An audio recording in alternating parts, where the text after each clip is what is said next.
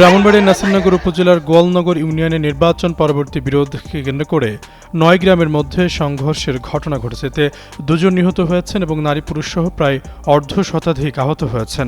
মঙ্গলবার সকালে বিএনপির সমর্থক রহিম তালুকদার গোষ্ঠী ও স্বতন্ত্র প্রার্থী কাশেম মিয়ার সমর্থিত গোষ্ঠীর মধ্যে এই সংঘর্ষ ঘটে।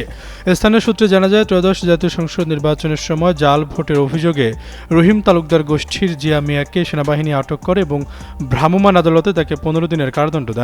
কারাগার থেকে মুক্তি হওয়ার পর জিয়া মিয়া সন্দেহ করেন যে স্বতন্ত্র প্রার্থী পক্ষের শিশু মিয়া তার গ্রেপ্তারে সাহায্য করেছিলেন। এই বিষয়কে কেন্দ্র করে আগে থেকে এলাকায় উত্তেজনা বিরাজ করছিল। এর জের ধরে গত কয়েকদিন আগেও দুই গোষ্ঠীর সংঘর্ষ হয়। একই ঘটনায় মঙ্গলবার সকালে ফের রহিম গোষ্ঠী ও কাশেম গোষ্ঠীর লোকজন ট্যাটা বল্লম নিয়ে সংঘর্ষে লিপ্ত হয়। এতে ট্যাটাবিদ্ধ হয়ে মসজিদের ইমাম মাওলানা হাবিবুর রহমান এবং আক্তার মিয়া মারা যান। আহত হন উভয় পক্ষের অন্তত ৩০ জন। আহতদের স্থানীয় হাসপাতাল ও জেলা সদর হাসপাতালে ভর্তি করা হয়েছে।